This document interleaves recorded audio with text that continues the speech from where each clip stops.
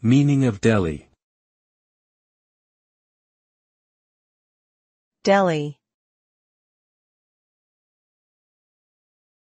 Deli. Deli. Deli.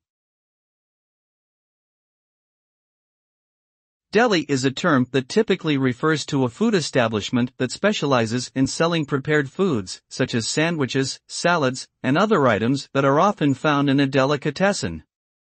The term deli is short for delicatessen, which originally referred to fine foods and gourmet ingredients that were sold in specialized shops.